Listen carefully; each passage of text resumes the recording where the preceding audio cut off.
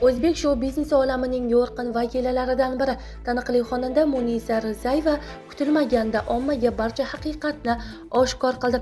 Assalomu alaykum hurmatli tomoshabin do'stlar, kanalimizga xush kelibsiz. O'zbekistonda hamda jahonda sodir bo'layotgan eng tezkor va dolzarb mavzularni o'tkazib yubormaslik uchun kanalimizga obuna bo'lib, videoroliklarimiz davomida bor yo'g'i bir donadan like hamda podpisatsiya tugmachalarini bosib qoldirishni unutmang. 21 oktyabr mashhur xonanda, san'at olamining yorqin vakilasi Munisa Rizayevaning tug'ilgan kuni.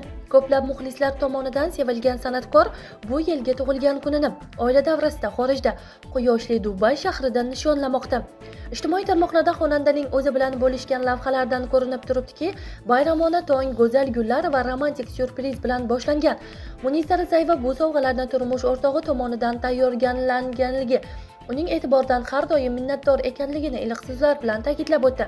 Xonandaning muxlislari esa uni samimiy tilaklar, duolar va mehrli so'zlar bilan tug'ilgan kuni munosabati bilan tabriklamoqda. Ko'pchilik san'atsevarlar Rizayevaning san'atga qo'shgan hissasini e'tirof etib, unga ijodiy parvozlar tilamoqda. Munisa Rizayeva nafaqat betakror ovoz, balki insoniy fazilatlari bilan ham san'at olamida alohida o'rin egallagan ijodkor. Uning bayrami munosabati bilan san'at ixlosmandlari unga sog'lik, baxt va yana ko'plab yutuqlar tilamoqda deyilgan xabarda.